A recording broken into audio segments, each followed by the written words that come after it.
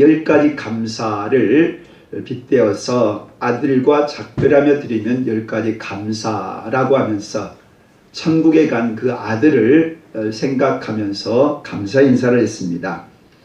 미국 변호사였고 40대의 젊은 나이에 천국에 간 것입니다. 첫 번째, 암에서 해방하게 해주신 것 감사합니다. 영광의 나라에 입성하게 하신 것 감사합니다. 유모스러워서 부모님에게 기쁨된 아들인 것 감사합니다. 불평하지 않는 아내와 손자를 남겨주셔서 감사합니다. 게임을 좋아했던 아들이 게임 변호사가 된 것을 감사합니다. 아들의 고통을 통해서 예수님의 고통을 조금이라도 이해할 수 있어서 감사합니다. 암 환자들을 연대해서 그들의 고통을 또한 이해할 수 있어서 감사합니다. 자식을 잃은 부모의 마음이 어떤 건가를 알게 해주셔서 감사합니다. 전 세계의 중보자들의 중보가 있어 감사합니다. 또한 아들이 간 천국에 나도 더 소망할 수 있어서 감사합니다. 10가지 감사였습니다. 한편으로는 마음이 좀 절절한 그런 마음도 있으면서 믿음으로 이 상황을 재해석하고자 하는 그 마음이 엿보였습니다. 하나님의 사람이기에 어떻게 자식이 먼저 죽었는데 감사할 수 있을까? 그럼에도 감사할 수 있던 그런 모습이 아닐까 싶었습니다. 올 한 해 우리는 코로나를 제외하고서는 해석할 수가 없는 한 해였습니다. 네이버나 구글에 한번 쳐보십시오. 코로나 감사 쳐보시면 거의 글이 없더라고요. 코로나로 인하여 감사해서 네이버에 제가 쳐봤어요. 그랬더니만 겨우 감사하다는 것이 한두 가지 나와 있고 글이 없어요. 그러니까 올 한 해 전 세계적으로 코로나로 인해서 감사하는 사람이 없다는 거예요. 그래서 저도 고난이 감사할 수 없잖아요. 아픔을 축복이라고 말하는 사람이 없어요. 코로나 감사할 수 없잖아요.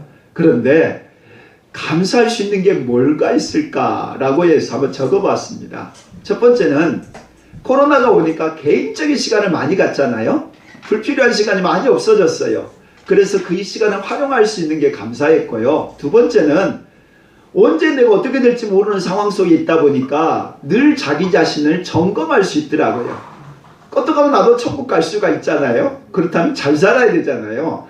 세 번째는 죽음이 멀리 있지 않구나. 미국 같은 데는 어마어마하게 죽잖아요. 세 번째는 건강관리, 건강에 유념을 하고 또 마스크와 청결함과 이런 것들을 잘 할 수 있었던 거 감사하고, 다섯 번째, 이 코리아 방역, 우리가 코리아에 산다는 게 얼마나 큰 축복인가를 다시 한번 깨닫죠. 여섯 번째, 수고했던 많은 의료진들로 인해서 우리가 안전할 수 있다는 것. 일곱 번째, 경제적으로 어려울 수도 있는 여건 속에서도 잘 감당하게 하시고 하나님 채워주신 것에 감사하고, 여덟 번째, 이 코로나가 있다 보니까 신천지가 어떤 집단인가를 알게 되었고, 또한 이념에 사로잡힌 한국교회의 실상을 볼 수가 있었다는 거죠. 아홉 번째, 가족과 함께 할 수 있는 시간이 의외로 많이 있을 수 있어서 감사했고, 열 번째, 줌이라든가 유튜브 영상을 통해서 많은 정보들을 접할 수 있었다는 게 감사했어요. 뭐 이것만 있겠어요? 적다 보면 감사가 참 많을 것 같더라고요. 그러니까 코로나가 감사할 수 없는 거예요. 그런데 달리 해석을 해보면 감사거리가 있더라라는 것이죠. 올 한 해 무엇으로, 어떤 것으로 감사하셨습니까? 오늘 성경은 이렇게 말합니다. 우리의 영혼이 하나님께 감사하더라. 1절 같이 읽어볼까요? 할렐루야, 내 영혼아 여호와를 찬양하라. 아멘. 할렐루야, 이 말은 하나님을 찬양하라 이 뜻이죠. 하나님께 영광을 돌리는 그런 표현입니다.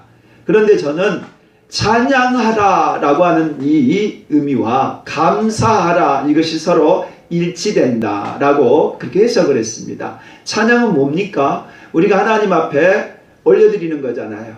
마음과 우리의 모든 걸 올려드려서 하나님을 높이는 것, 하나님께 영광을 돌려드리는 것, 이게 찬양이란 말이죠. 찬양은 마음으로도 하지만 입술로도 하는 거예요. 그래서 찬양할 때 입을 크게 부리셔야 돼요. 하나님께 찬양하는 것이기에. 그런데 이 찬양의 의미와 서로 비슷한 게 감사예요. 감사에 히브리어는 야다라고 그러는데 하나님께 고백하다라는 의미라고 그래요. 그 목적은 항상 하나님이라는 표현으로 나온다고 그래요. 구약은. 그러니까 감사는 누구한테 드리는 거냐? 하나님께 드린다는 거예요. 그게 신약 안에서는 유카리스티라고 하는데 이 표현 또한 두 번을 제기하고서는 항상 하나님과 관계되어서 표현되었다라고 말을 해요. 감사라는 단어가 하나님께 드려지는 거다 이 말이죠. 그래서 찬양이라는 것을 감사라는 표현으로 함께 써도 무방하다라고 그렇게 보여집니다. 그러니까 할렐루야 여호와께 찬양하라 이 말은 할렐루야 내 영혼아 여호와께 감사하라 이렇게 바꿔도 전혀 무리가 없다는 거예요. 그런데 감사를 하되 찬양을 하되 무엇이 감사한다고요? 영원히 감사한대요. 그렇다면 영원히 감사할 수 있을 그런 이유가 있겠죠. 첫 번째는 우리의 영혼은 하나님을 사모하고 사모할 때 하나님이 우리에게 만족함을 주신다라고 그랬어요. 그가 사모하는 영혼에게 만족함을 주시며 줄인 영혼에게 좋은 것으로 채워주심이로다. 아멘. 아멘. 세상에서 가장 맛있는 밥은 언제예요? 배고플 때 먹는 거예요. 가장 맛있는 음식. 배고파서 허기져 먹으면 가장 맛있어요.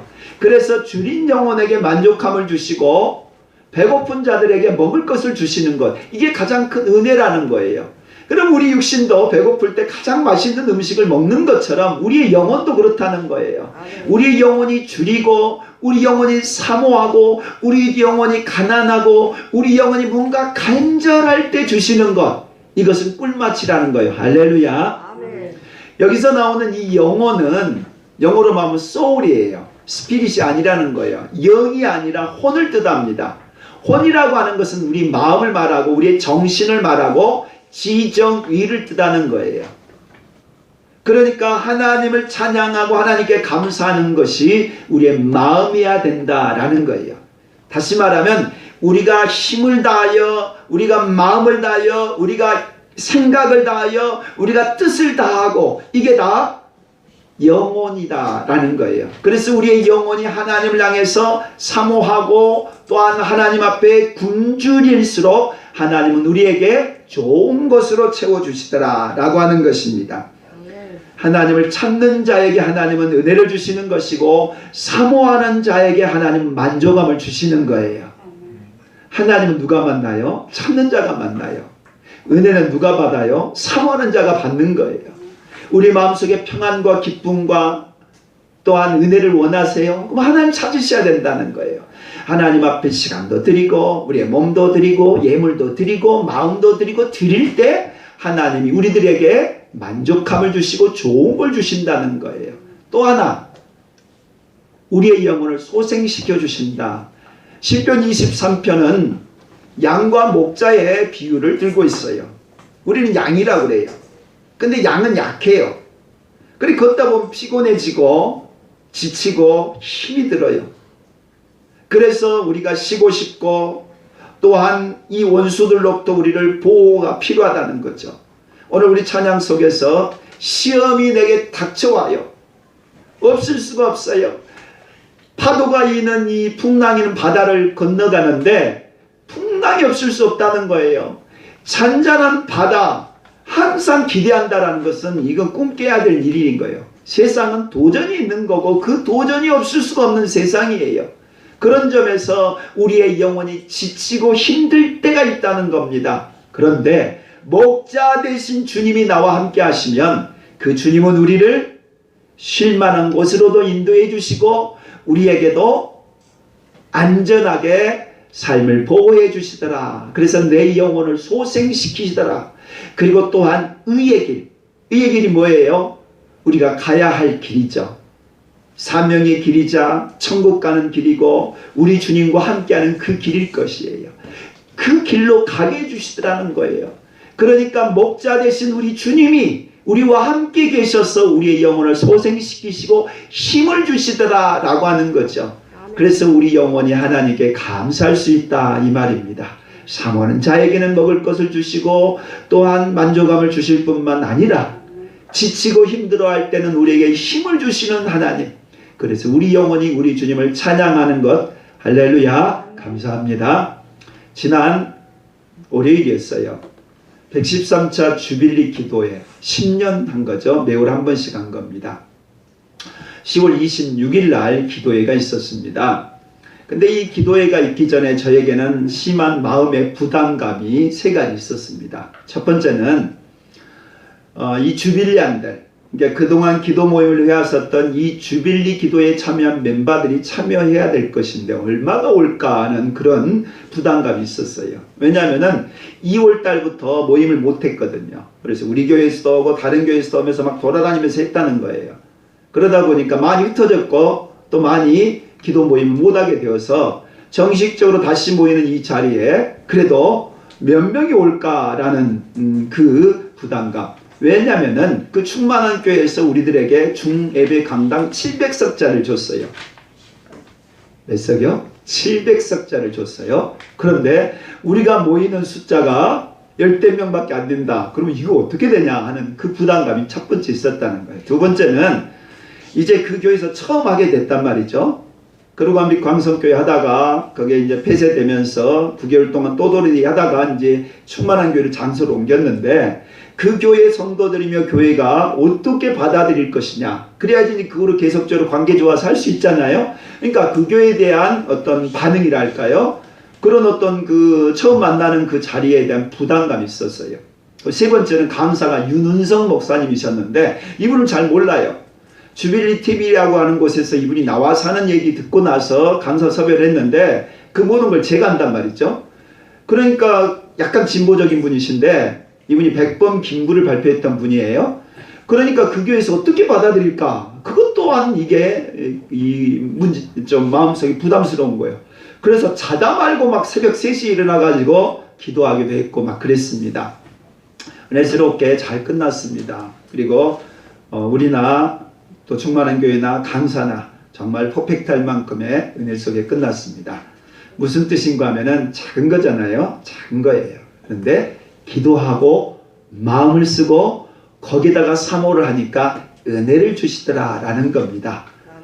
뿌린 것을 거둔다고 하잖아요. 그러니까 우리가 마음을 얼마나 하나님께 드렸느냐에 따라서 얻어지는 감사가 있더라 라는 거예요. 두 번째 감사는 하나님이 우리의 도움이시다는 거예요. 5절 읽어볼까요?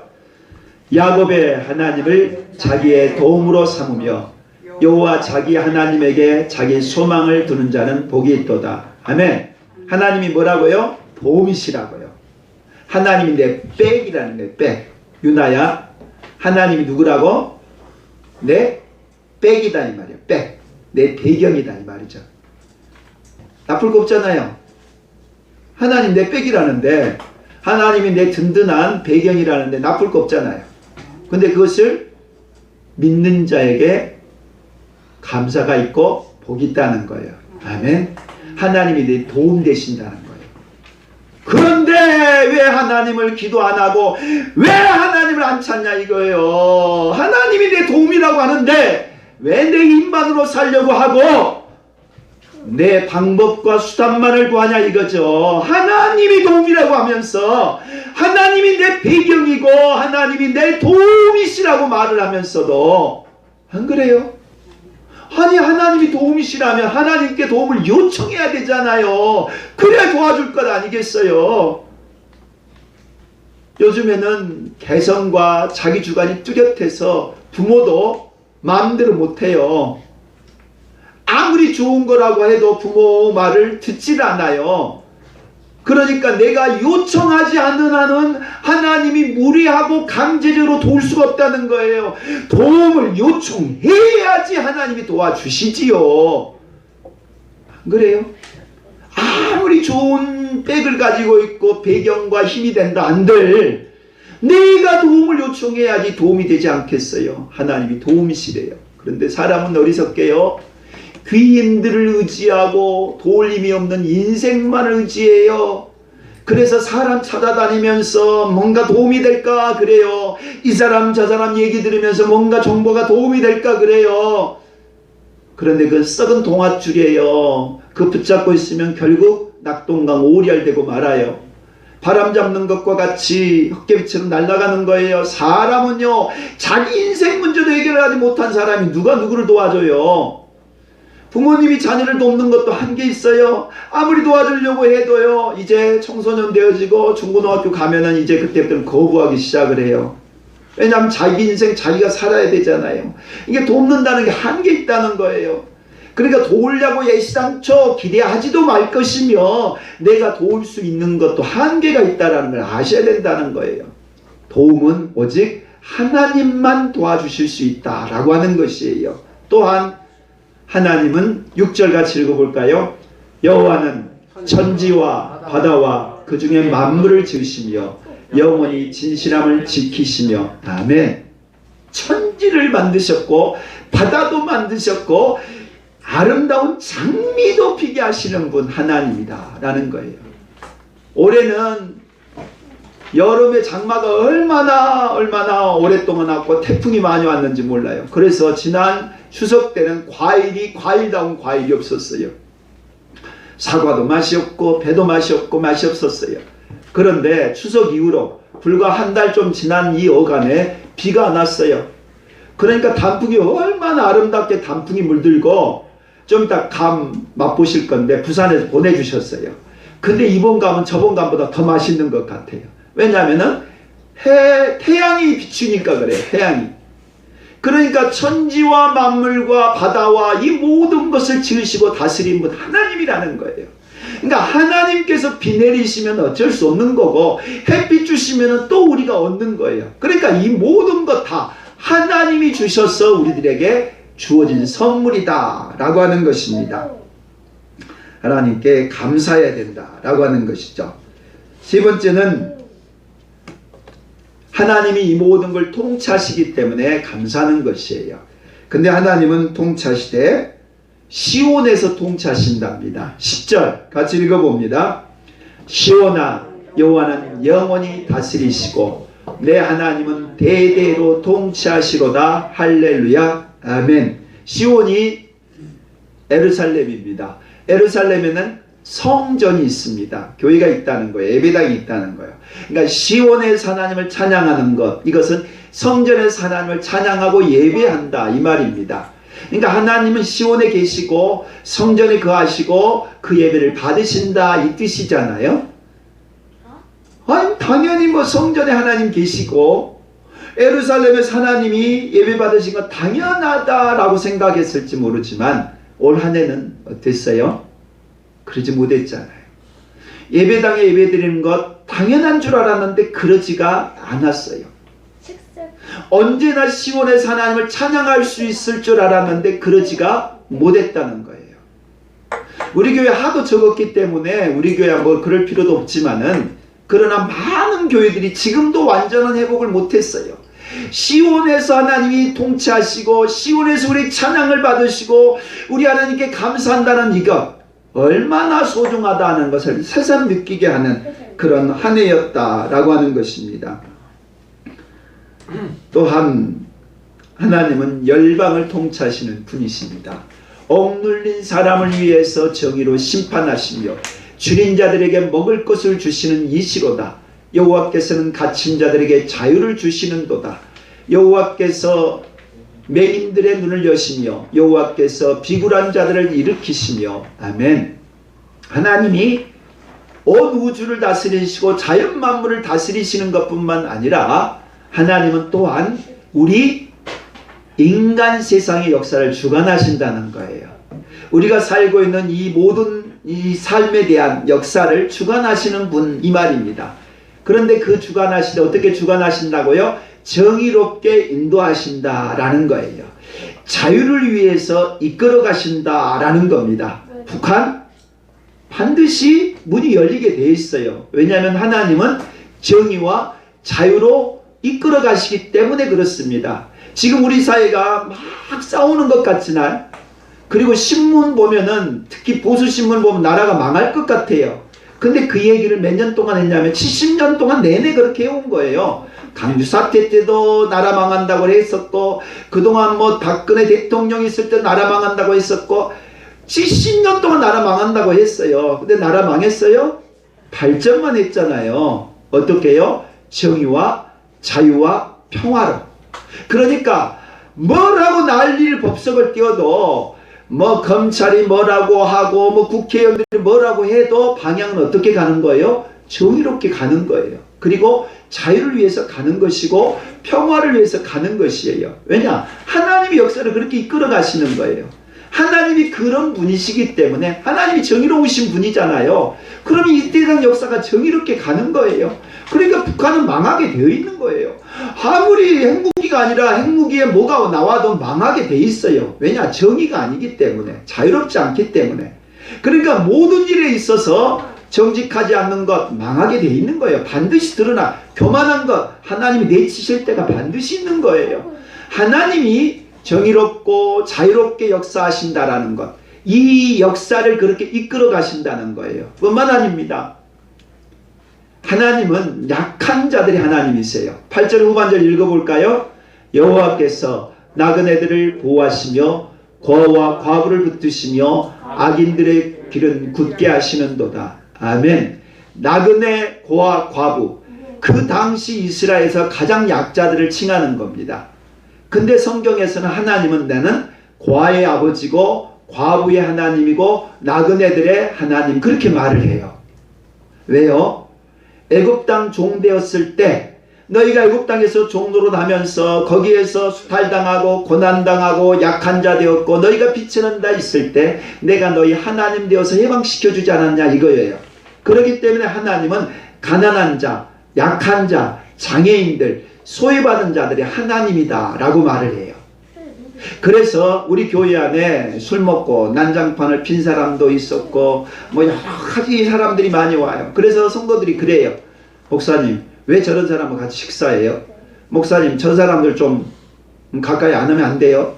특히 이제 최근에 오신 분들 중에 그렇게 말한 분들이 있어요. 오랫동안 교회 나오신 분들은 그런 줄 알죠. 우리 교회가 그런 줄 알기 때문에, 목사님이 그런 줄 알기 때문에 뭘 안 하는데, 최근에 나오신 분들은 왜 저런 사람들이 나온다냐? 그렇게 생각하신 분들이 있다는 거예요. 근데 하나님은요, 호소할 길이 없고 의지할 것이 없고 세상에 소망 없는 자들의 하나님인 거예요.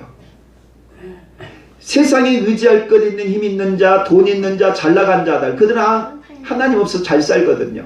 근데 약한 자들은 하나님 없어 못 살잖아요. 그렇기 때문에 그들이 하나님 되어주신다 라고 그렇게 말을 한다는 것이에요. 하나님은 우리들에게 통치자가 되어주셔서 이 모든 만물을 다스린 자다, 그렇게 말씀을 합니다. 올 한 해 우리는 이 코로나로 인하여 한국교회 예배가 제한되었고 지금도 자유롭지 못합니다.